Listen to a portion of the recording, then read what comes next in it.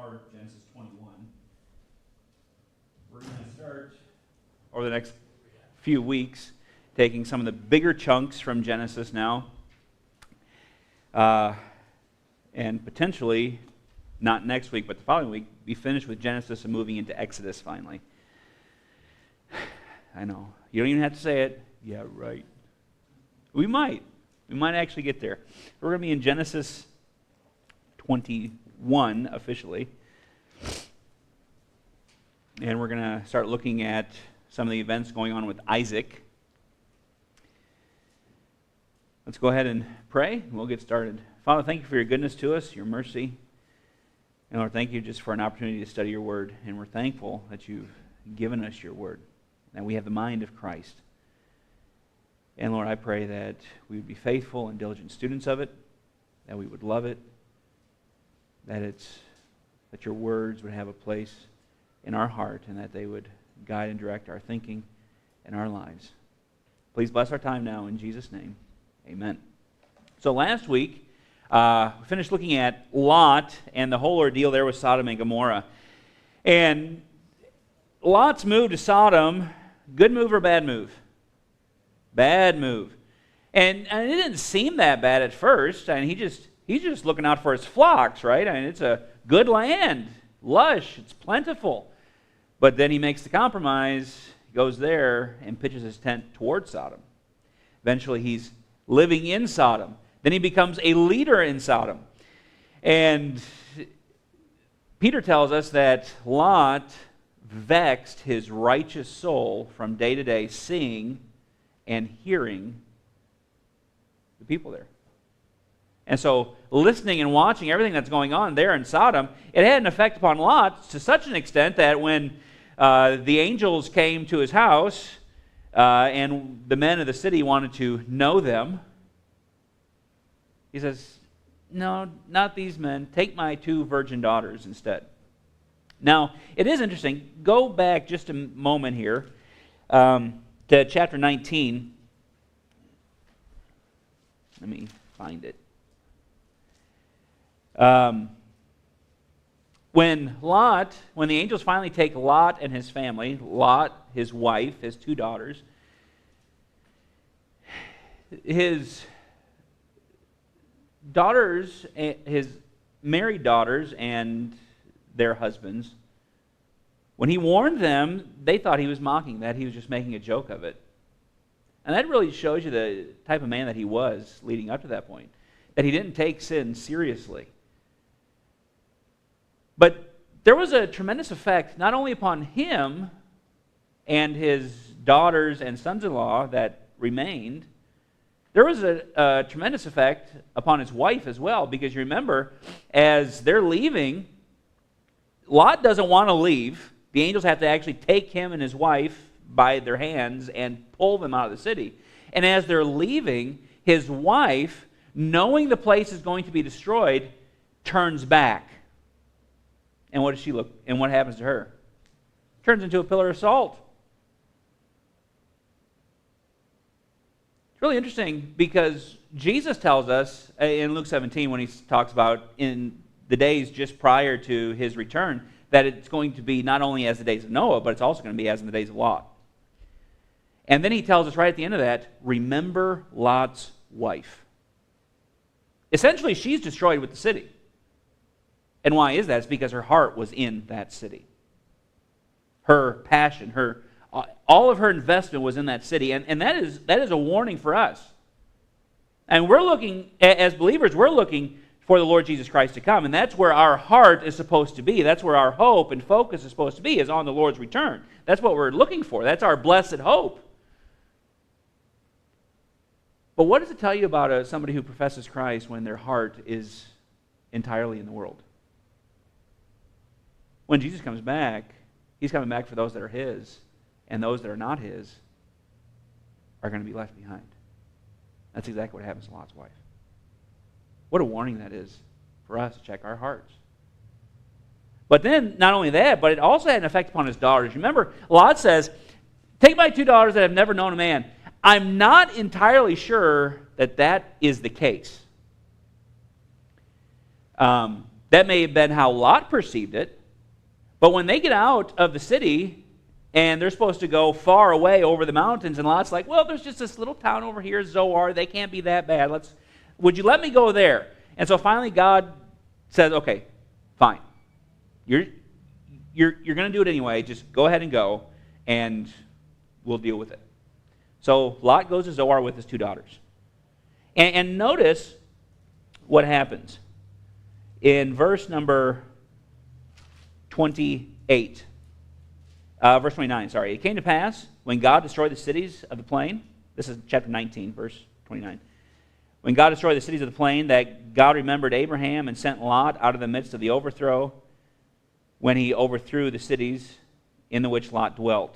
And Lot went up out of Zoar and dwelt in the mountain, and his 2 daughters with him, for he feared to dwell in Zoar, and he dwelt in a cave, he and his 2 daughters. And the firstborn said unto the younger, Our father is old, and there is not a man in the earth to come in unto us after the manner of all the earth. Come, let us make our father drink wine, and we will lie with him, that we may preserve seed of our father. It had a tremendous effect. Lot's presence in Sodom and taking his family there had a tremendous effect even on his daughters.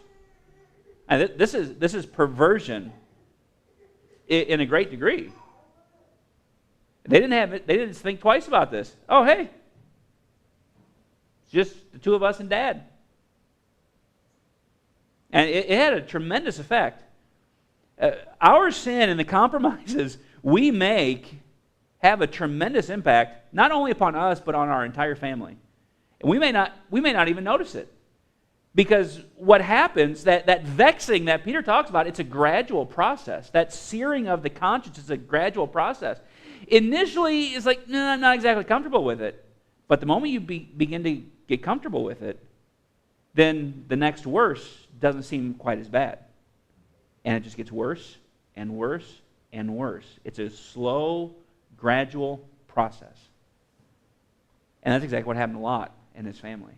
Such a sad story. And then, chapter 20 picks up again with Abraham.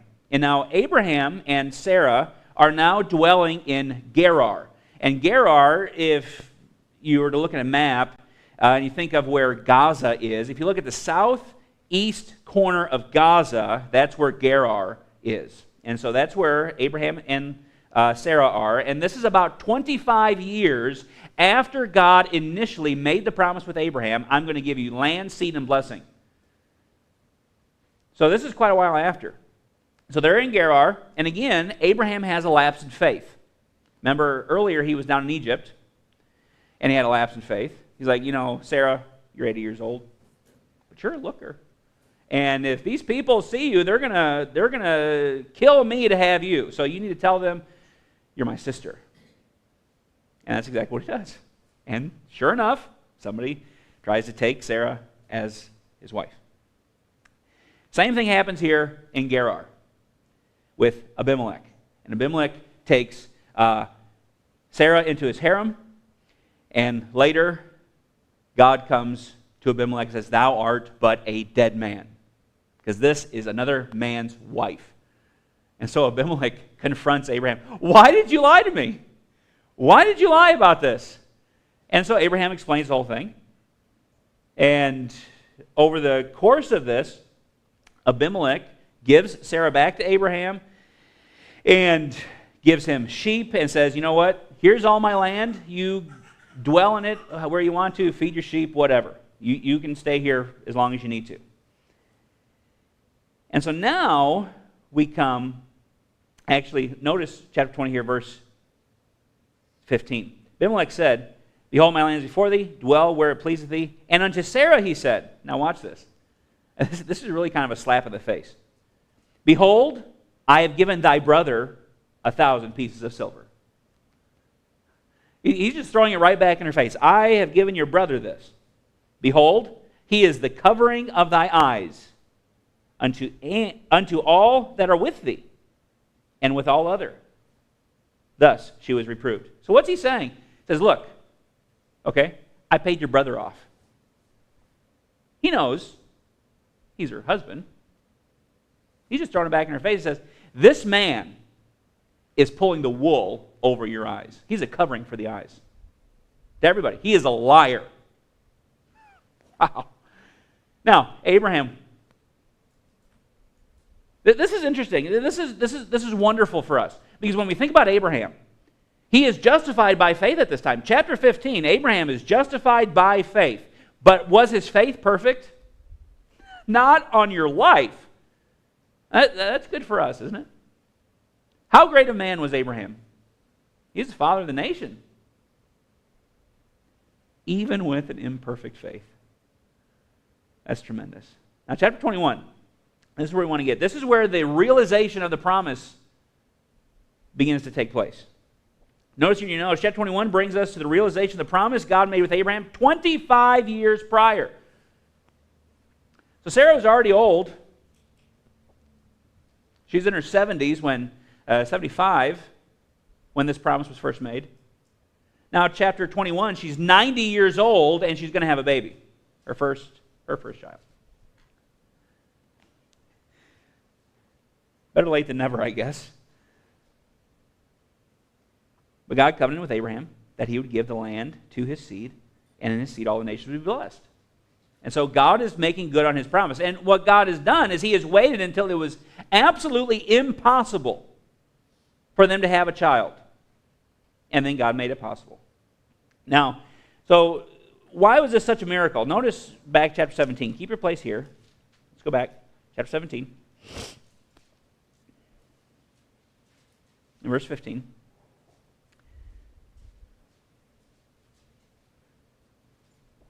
God said unto Abraham, as for Sarah thy wife, thou shalt not call her name Sarai, but Sarah shall her name be. And I will bless her, and will give thee a son also of her. Yea, I will bless her, and she shall be a mother of nations. Kings of people shall be of her. Then Abraham fell upon his face and laughed, and said in his heart, shall a child be born unto him that is 100 years old? And shall Sarah, that is 90 years old, bear? And they're up in years. You know, most people, they've got grandchildren or great-grandchildren coming onto the scene at this point, not children. So this is not good. Drop down to verse number 24. And Abraham was 90 years old and 9 when he was circumcised in the flesh of his foreskin. So Abraham's just shy of 100 here. Notice chapter 18. Chapter 18. The angels are there talking with Abraham, not only to forewarn him about the destruction of Sodom and Gomorrah, but also to let him know you are going to have a baby. God is going to bring this to pass. So chapter 18, verse 9 here says, and they said unto him, where is Sarah thy wife? And he said, behold, in the tent. And he said, I will certainly return unto thee according to the time of life, and lo, Sarah thy wife shall have a son. And Sarah heard it in the tent door, which was behind him. Now Abraham and Sarah were old and well stricken in years, well stricken in age. So this should be a comfort for us. You're not old until you're at least 80. That's when old age actually sets in. 80 and 90 years old. Okay, so everybody's good here. Right? Well, Dale's well stricken in age. Now, but notice here, verse 12, and Sarah laughed within herself, saying, after I am waxed old, shall I have pleasure, my Lord, being old also? And the Lord said unto Abraham, wherefore did Sarah laugh, saying, shall I of a surety bear a child which am old? Is anything too hard for the Lord? At the time appointed, I will return to thee according to the time of life, and Sarah shall have a son. So she's saying, look, I've already gone through this menopause thing. It's done. I'm all dried up. Nothing's going on. And God tells Abraham, no, at the time of life, he says, everything's going to start working again, and you are going to have a child. And this is a miracle of miracles that's taking place. So now, chapter 21, this is being fulfilled. It is actually going to come to pass now. Chapter 21, notice here, verse 1. So this is the realization of that promise. So this is 25 years after Abraham makes it to the promised land. Notice verse 1. Lord visited Sarah as he had said, and the Lord did unto Sarah as he had spoken. And Sarah conceived and bare Abraham a son in his old age, at the set time of which God had spoken to him. And Abraham called the name of his son that was born unto him, whom Sarah bare to him, Isaac. Now what does Isaac mean? Laughter. It's because Sarah stood in the tent door and laughed about it. Abraham laughed about it. So, we're just going to let you remember this. Could you imagine laughing at God? God says he's going to do something and then... And we would never do that, of course, because we're super. Verse 4, and Abraham circumcised his son Isaac, being 8 days old, as God had commanded him, and Abraham was 100 years old when his son Isaac was born unto him. So, notice here, at this point, Abraham is 100, Sarah is 90, and long past the age of being able to conceive. And sure enough, here he comes. Now, it's also interesting to keep in mind, too, at this point, Ishmael is in his teens. He's probably 15, 16 years old at this point in the narrative. So, now, I want you to notice here, let's keep reading here, chapter 21, verse 6. Sarah said, God hath made me to laugh, so that all that hear will laugh with me. And she said, who would have said unto Abraham that Sarah should give children suck? For I have borne him a son in his old age. The child grew and was weaned, and Abraham made a great feast the same day that Isaac was weaned. And Sarah saw the son of Hagar, the Egyptian, which he had borne unto Abraham mocking. Wherefore she said unto Abraham, cast out this bondwoman and her son, for the son of this bondwoman shall not be heir with my son, even with Isaac. And the thing was grievous in Abraham's sight because of his son. And Abraham said, and God said unto Abraham, let it not be grievous in thy sight because of the lad, and because of thy bondwoman. And all that Sarah hath said unto thee, hearken unto her voice, for in Isaac shall thy seed be called. And also of the son of the bondwoman will I make a nation, because he is thy seed. Now, at this point, Ishmael's about 17. Abraham rose up early in the morning and took the bread and a bottle of water and gave it unto Hagar, putting it on her shoulder and the child, and sent her away. And she departed and wandered in the wilderness of Beersheba. So Beersheba is getting down towards the area of Saudi Arabia. So this is where Ishmael and his descendants are going to begin to populate that area. Now, why this portion of Scripture is important? And notice here, this is the only allegory in the Bible. You know, a lot of people, when they look at the Scriptures, they want to try to allegorize a lot of things and make symbolism out of everything that's going on. That's not what we're supposed to do. We're supposed to interpret the Scripture literally, grammatically, historically. But now if we go over to Galatians chapter 4, keep your place here, go to Galatians chapter 4 for a moment, because Paul tells us that this is an allegory. Not in the traditional sense of the way we would think of an allegory. When we think of an allegory is some sort of a fictional story in which you're trying to communicate lessons from it. That's what an allegory is, essentially.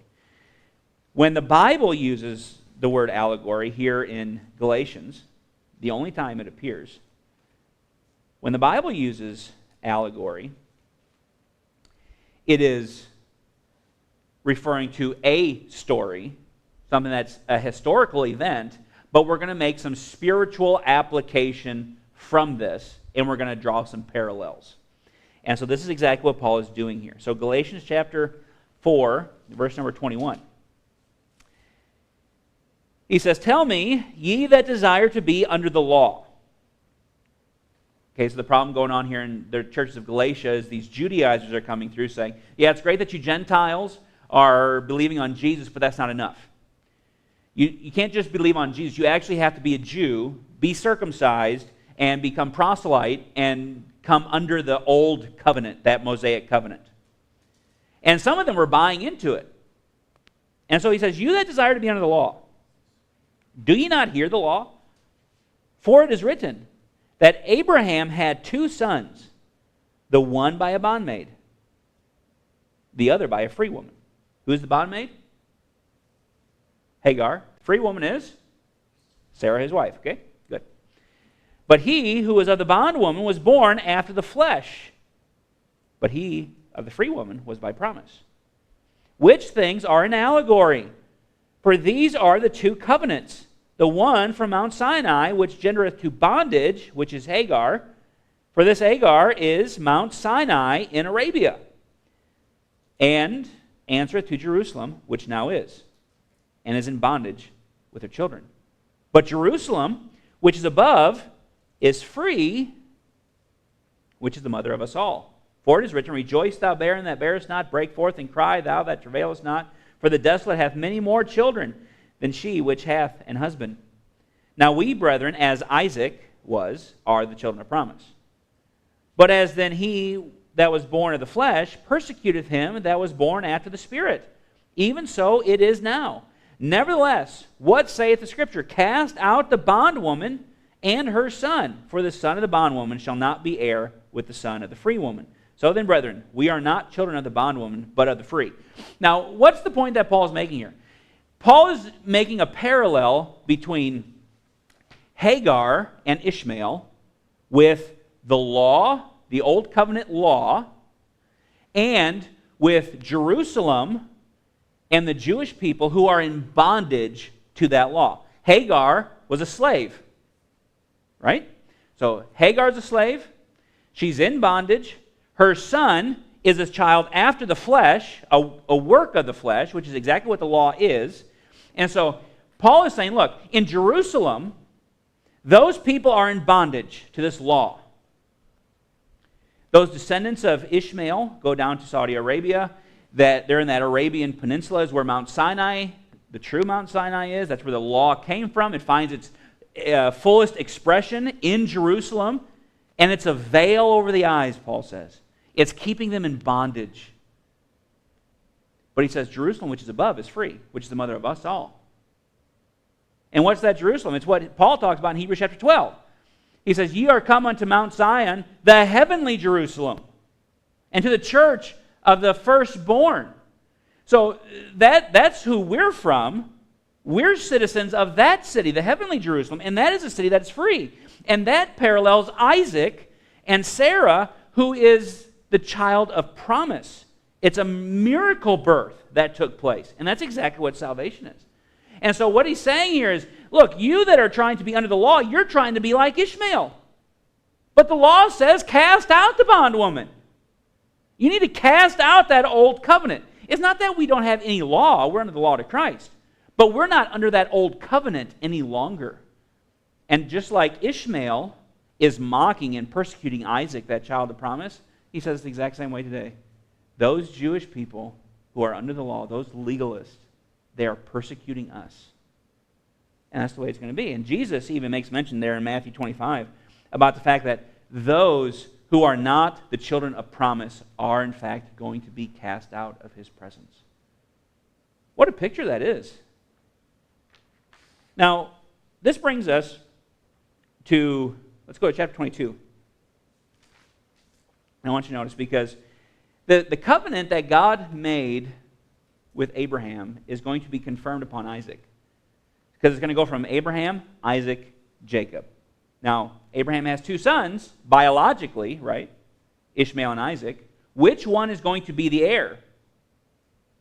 The one who actually receives the promises. It's going to be Isaac. And this is what takes place here in chapter 22. Notice verse 17. That in blessing I will bless thee, and in multiplying I will multiply thy seed as the stars of the heaven, and as the sand which is upon the seashore. Thy seed shall possess the gate of his enemies. That means you're going to conquer your enemies.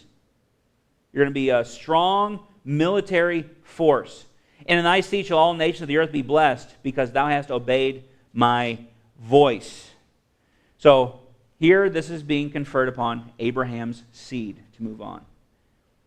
Now this is important. This is actually really interesting how this works out, because here he's making the promise. And this is significant considering what has just happened. Because what happened just prior to this, at the beginning of the chapter, is what the Jews refer to as the Akedah. In Hebrew, it means the binding. And it's the account of where God tells Abraham, Abraham, I know it's been a long time in waiting. You spent 25 years waiting for this promise to come to pass. And now, 20 years have elapsed since Isaac was born. Now I want you to kill him.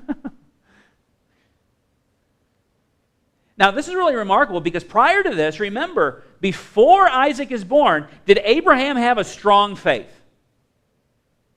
No, not really. He had a very weak faith because every time he's going to a foreign country of people he's not familiar with, they're going to kill me and this promise isn't going to come to pass, so you need to lie and say you're my sister. But now the promise has come to pass and God says, kill your son. And what does Abraham do? He's going to do it. This is crazy. And there is a total transformation that has taken place now in Abraham as a result of this child being born. Notice here in these first verses. Verse 1, chapter 22. Came to pass after these things that God did tempt or test, this is what it's referring to as a test Abraham. And said unto him, Abraham, and he said, Behold, here I am. And he said, Take now thy son, thine only son Isaac, whom thou lovest, and get thee into the land of Moriah, and offer him there for a burnt offering upon one of the mountains, which I shall tell thee of. And Abraham rose up early in the morning, and saddled his ass, and took 2 of his young men with him, and Isaac his son, and clave the wood for the burnt offering, and rose up, and went to the place which God had told him. Then on the 3rd day Abraham lifted up his eyes, and saw the place afar off. And Abraham said unto his young men, Abide ye here with the ass, and I and the lad will go yonder and worship, and come again to you. And Abraham took the wood of the burnt offering, and laid it upon Isaac his son, and he took the fire in his hand and a knife, and they went both of them together. And Isaac spake unto Abraham his father, and said, My father? And he said, Here am I, my son. And he said, Behold the fire and the wood, but where is the lamb for a burnt offering? Abraham said, My son, God will provide himself a lamb for a burnt offering. So they went both of them together. This account is fascinating because it is one of the earliest full pictures of the gospel that we have in the Bible. From Abraham's seed, Isaac, in Isaac shall thy seed be called, God tells Abraham. And so Isaac's great grandson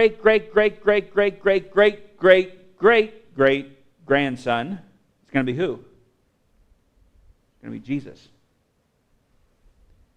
This all points directly to him. Notice here in your notes. Several ways this points to the gospel. Notice first here, this is the first mention of the word love in the Bible. It's the first mention of the word love. This is the first time the word love appears. And it gives us a clear connection to John chapter 3, verse 16. Especially when you notice that Isaac, here next, is the only son. So he says, Take your son, thine only son, whom thou lovest. Now watch how this works out. It is interesting that he says, Take your only son. Because how many sons did Abraham have at this point? He had 2. He had 2 biological sons. But only one of them was the son of the promise. And that was the one that God recognized. That was the one who was going to receive the inheritance. So as far as God's concerned, Isaac is the only son because he's the son of promise. And so for God's purposes, that's how he counts it. Now notice here on the back. Notice in verse 3. Let's notice verse 3 again. It says, Abraham rose up early in the morning and saddled his ass and took 2 of his young men with him and Isaac his son and clave the wood and the burnt offering and rose up and went unto the place which God had told him. Now, it's important to understand a little bit of the culture here because in the Oriental cultures, they don't view death the same way we view death. We view death physically. And while they view death physically, they have another element to it. They view death relationally.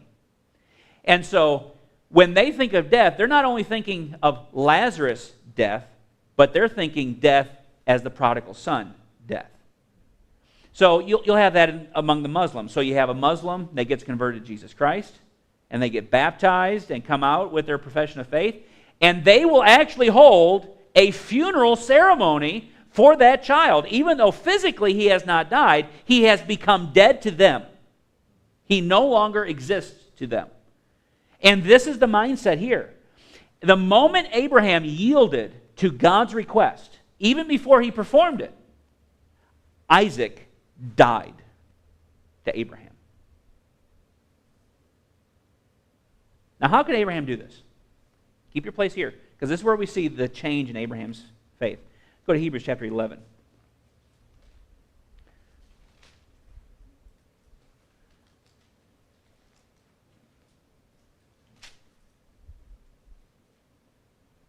Hebrews chapter 11.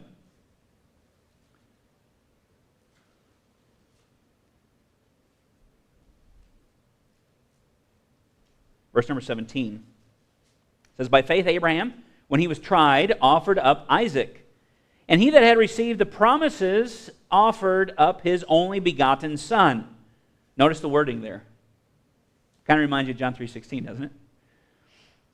So he offered up his only begotten son, of whom it was said that in Isaac shall thy seed be called. Now watch, verse 19.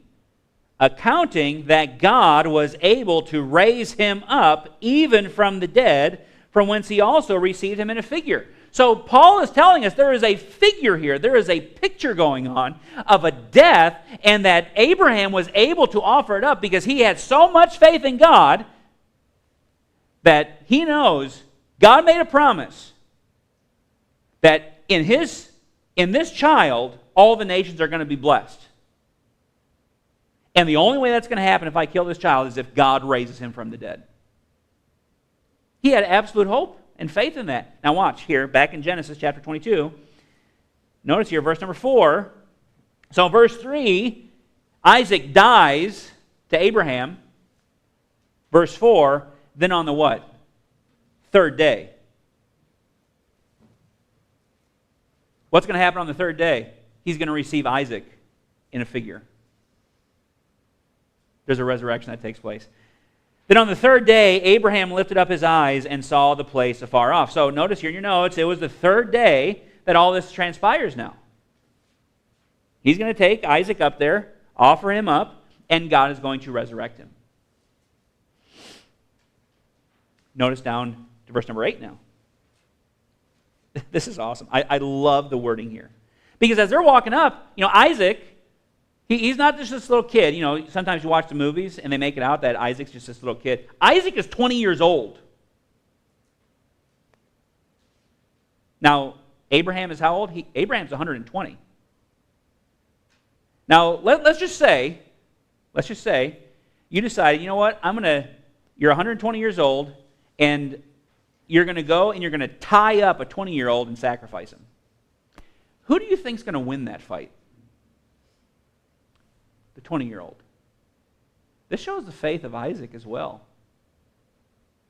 This is remarkable. But notice, they're walking up. Isaac, he's kind of putting two and two together here. He says, Dad? Yeah, son. We have the wood. We're going to make a sacrifice. We have the wood. We have the fire.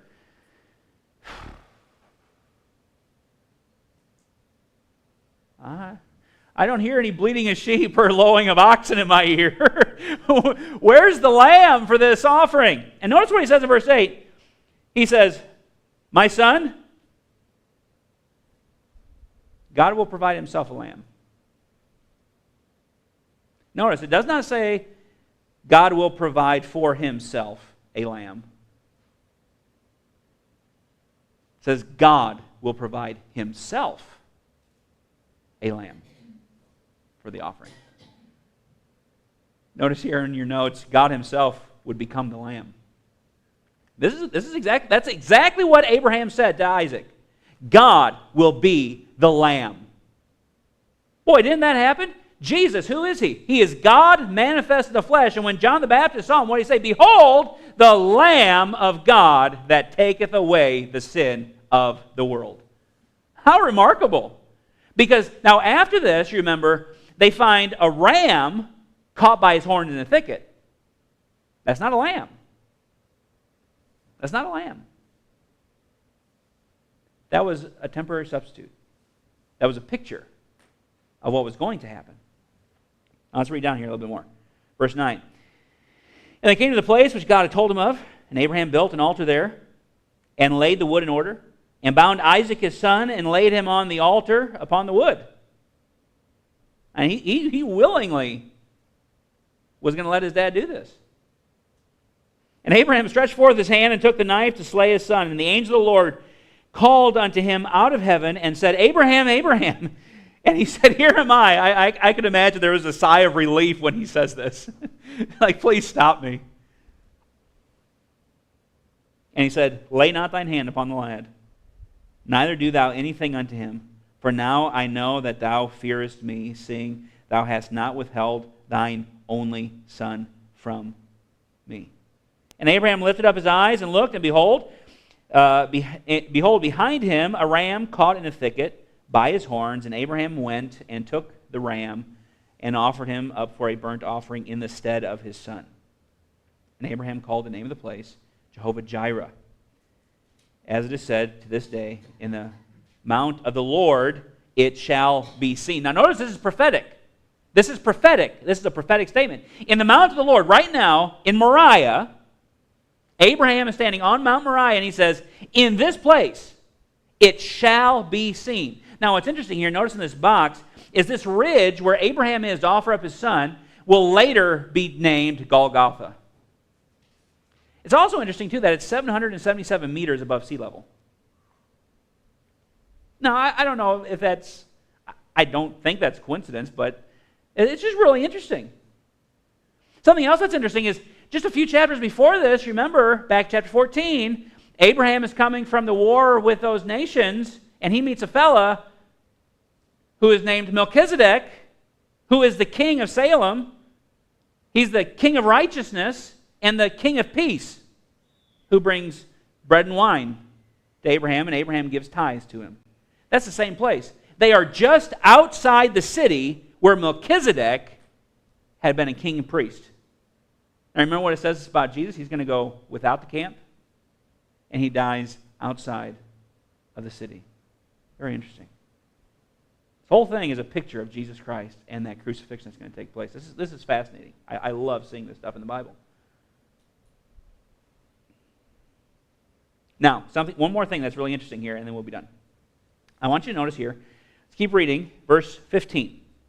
And the angel of the Lord called unto Abraham out of heaven the second time and said, Behold, by myself have I sworn, saith the Lord, for because thou hast done this thing, thou hast not withheld thy son, thine only son, that in blessing I will bless thee, and in multiplying I will multiply thy seed as the stars of heaven, and as the sand which is upon the seashore, and thy seed shall possess the gate of his enemies. And in thy seed shall all the nations of the earth be blessed, because thou hast obeyed my voice. Now watch this, verse 19. Okay, well actually let's back up just a moment. Remember, they're down at the base of the mountain. They have two men that come with them. So you have the two men, you have Isaac and Abraham. They come to the base of the mountain. Abraham tells two men, you stay here. Me and the lad, we're going to go yonder and worship and come again. So Abraham's already saying, look, we're both going up this mountain, we're both coming back. Now, did Isaac die on the mountain? No, he's alive. Now watch verse 19 here. So Abraham returned unto his young men, and they rose up and went together to Beersheba, and Abraham dwelt at Beersheba. Who's missing in this story? Isaac. Where's Isaac? Now this is interesting. Isaac leaves the narrative until chapter 24.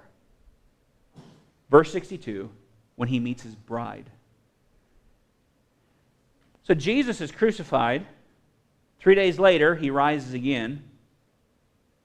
And after his resurrection, a short time after his resurrection, he leaves the narrative until he meets his bride. Then he comes back on the scene. That's exactly what happens with Isaac. What a picture. What a picture. And so in Isaac, God continues with the formation of the chosen nation Israel. He was the son of promise, and thus the heir of God's blessing.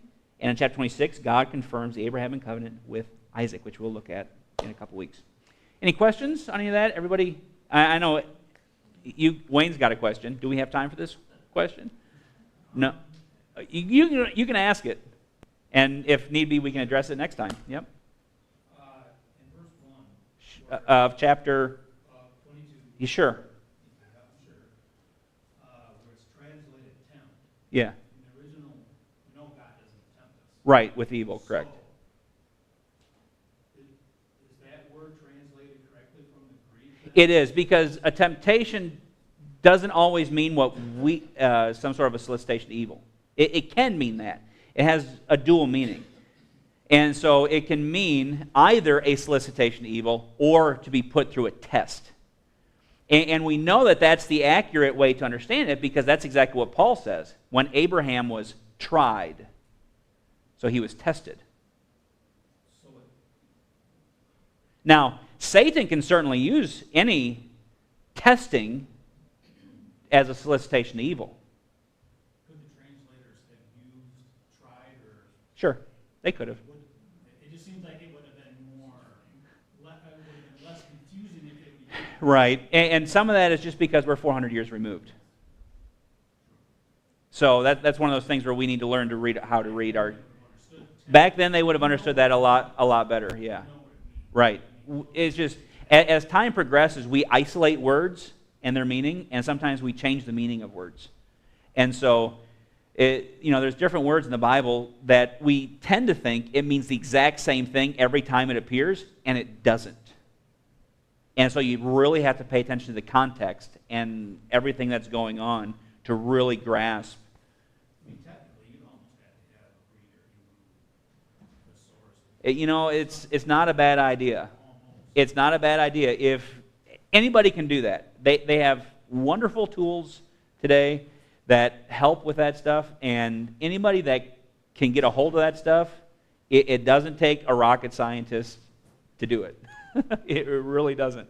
I do it, and I'm certainly not a rocket scientist by any stretch of the imagination. Does that answer your question, though, a little bit? We can... It just seems like the translators could have used a different word that could help. Yeah, they could have. It means because Right. We know God doesn't tempt us. Right. So we know what it means. But Yeah, I think a lot of that just has to do with our culture and just the way that we have become so accustomed to using that word. So, anything else? All right, you're dismissed.